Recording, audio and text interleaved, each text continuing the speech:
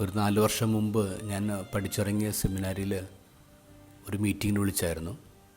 ആ സെമിനാരിൽ നിന്ന് പഠിച്ചിറങ്ങിയ അച്ഛന്മാരെ സെലക്ട് ചെയ്തിട്ട് ഞങ്ങളൊരു 15 അലുമിനൈസ് അവിടെ ഉണ്ടായിരുന്നു.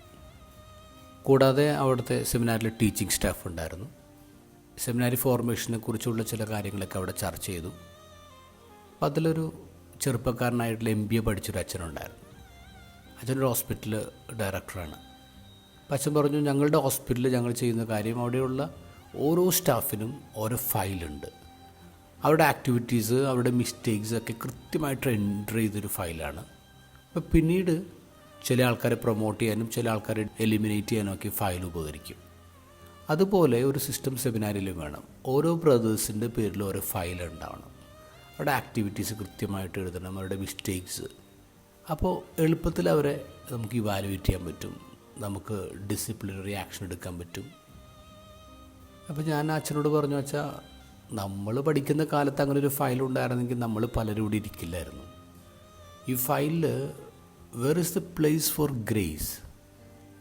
കൃപ എവിടെയാണുള്ളത്? MBA സിലബസിൽ ഒരിക്കലും പെടുത്താൻ പറ്റാത്തൊരു പാഠമാണ് ഇന്നത്തെ ഗോസ്പൽ. 100 ആടുണ്ട്, അതിലൊന്ന് വഴിതെറ്റിപ്പോയി. അപ്പോൾ ഈ 99ൻ്റെയും ലൈഫിനെ റിസ്കിലാക്കിയിട്ട് ഒന്നിൻ്റെ പിറകെ പോകുന്ന ദൈവത്തെക്കുറിച്ചാണ് ഈശോ പറയുന്നത്. MBAയിൽ അത് സാധ്യമാണോ? നമ്മുടെ സ്ഥാപനം നിലനിർത്താൻ വേണ്ടി ഏറ്റവും വീക്കായിട്ടുള്ളതിനെ എലിമിനേറ്റ് ചെയ്യണമെന്ന് പഠിപ്പിക്കുന്ന സ്ഥലത്താണ് ഈശോ പറയുന്നത്, ഇല്ല, ആ വീക്കായിട്ടുള്ളതിൻ്റെ പുറകെ പോ. മറ്റ് കയ്യിലുള്ളത് 99ഉം റിസ്കിലായാലും പ്രശ്നമില്ല. You go after the weakest link. ഇതാണ് ഈശോയുടെ ഹൃദയം. ഈശോയുടെ ഹൃദയം ആഘോഷിക്കുന്ന ദിവസം കരുണയുള്ളൊരു ഹൃദയത്തിനുവേണ്ടി പ്രാർത്ഥിക്കാം.